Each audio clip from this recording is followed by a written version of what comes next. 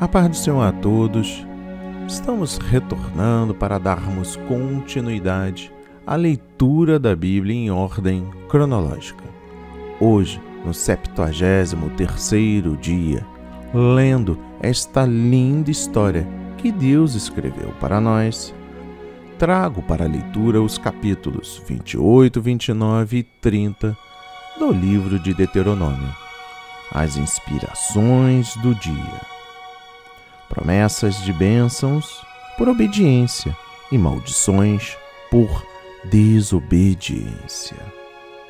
E confirmação do concerto e exortações pertinentes. No capítulo 28 destaca o versículo 15. Sobre ti virão. Moisés profetizou as consequências para quem se desvia do Senhor. Castigo, destruição, grande aflição, cativeiro e dispersão entre as nações. Nos versículos 49 a 57, contra ti uma nação. Estes versículos descrevem uma invasão da terra de Canaã.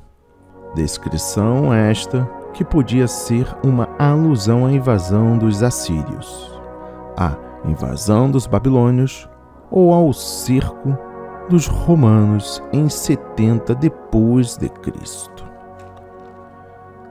No versículo 64, o Senhor vos espalhará entre todos os povos.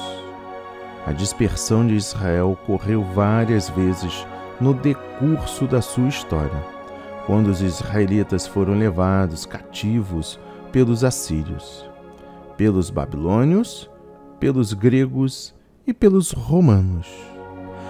No capítulo 29 destaca o versículo 1, as palavras do concerto. Sim, o concerto de Deus com os israelitas. O concerto no Monte Sinai, Horebe, Deus fez um concerto com Abraão e o renovou com Isaque e Jacó. O concerto de Deus com os israelitas, feito ao sopé do Monte Sinai, abrange os dois princípios básicos tratados no estudo supracitado. Unicamente Deus estabelece as promessas e compromissos do seu concerto e, aos seres humanos, cabe aceitá-los com fé obediente. A diferença principal entre este concerto e o anterior é que Deus fez um sumário das respectivas promessas e responsabilidades do concerto antes da sua ratificação. Primeiro, as promessas de Deus neste concerto eram basicamente as mesmas que foram feitas a Abraão. Deus prometeu que daria aos israelitas a terra de Canaã depois de libertá-los da escravidão no Egito, e que ele seria o seu Deus e que os adotaria como seu povo. O alvo supremo de Deus era trazer ao mundo o Salvador através do povo do concerto. Segundo, antes de Deus cumprir todas essas promessas, ele requeriu que os israelitas se comprometessem a observar as leis declaradas quando eles estavam acampados no Monte Sinai. Depois de Deus revelar os 10 mandamentos e muitas outras leis do concerto, os israelitas juraram uma só voz: todas as palavras que o Senhor tem falado faremos. Sem essa promessa solene de aceitarem as normas da lei de Deus, o concerto entre eles e o Senhor não teria sido confirmado.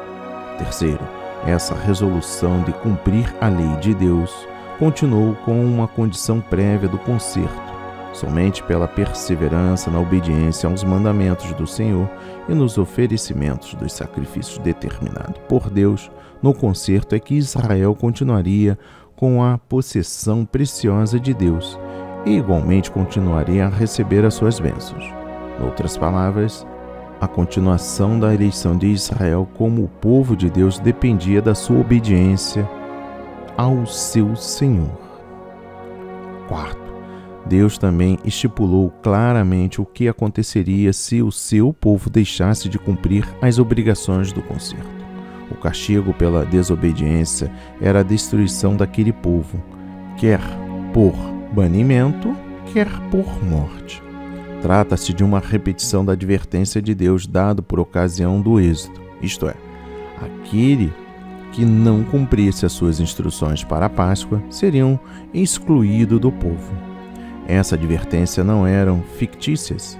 Em Cádiz, por exemplo, quando os israelitas se rebelaram, incrédulos contra o Senhor, e se recusaram a entrar em Canaã, por medo dos seus habitantes, Deus se irou com eles e, como castigo, fê-los peregrinar no deserto durante 39 anos. Ali morreram todos os israelitas com mais de 20 anos de idade, exceto Calebe e Josué. O castigo pela desobediência e incredulidade deles foi a perda do privilégio de habitar na terra do repouso por Deus prometido.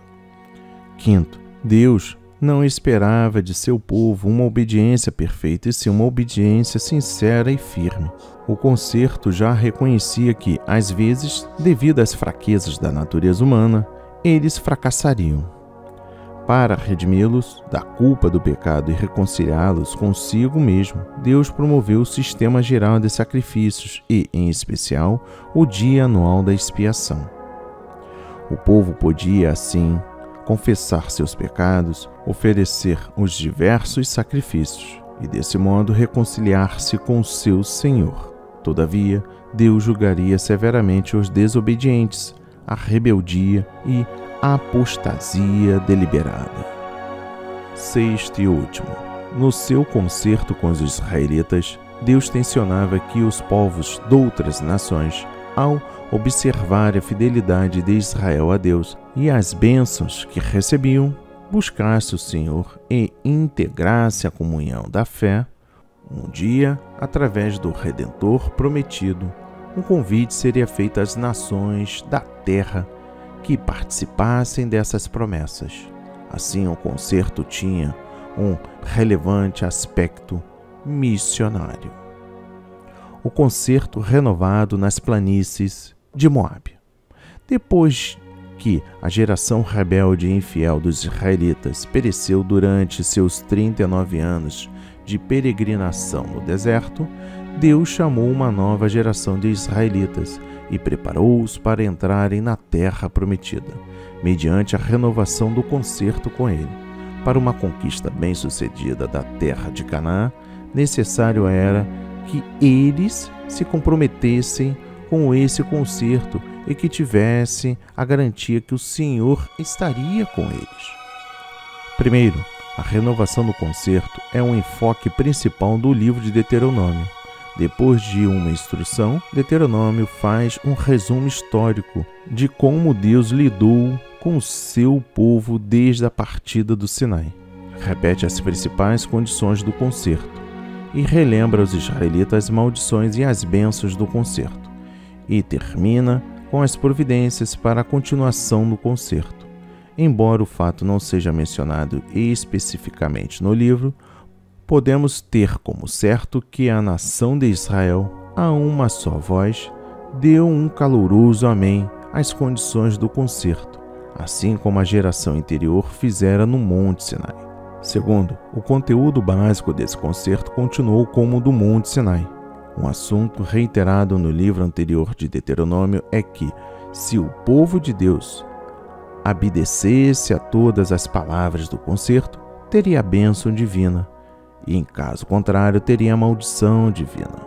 A única maneira deles e seus descendentes permanecerem para sempre na terra de Canaã era guardarem o concerto, amando o Senhor e obedecendo a sua lei. Terceiro, Moisés ordenou ao povo que, periodicamente, relembrasse o concerto feito. Cada 7º ano, na festa dos tabernáculos, todos os israelitas deviam comparecer ao lugar que Deus escolhesse. Ali, mediante a leitura da lei de Moisés, eles relembrariam do concerto de Deus com eles, e também mediante a renovação da promessa de cumprir o que ouviram. Quarto, o Antigo Testamento registra vários exemplos notáveis dessa lembrança e renovação do concerto. Após a conquista da terra e pouco antes da morte de Josué, este conclamou todo o povo com esse propósito.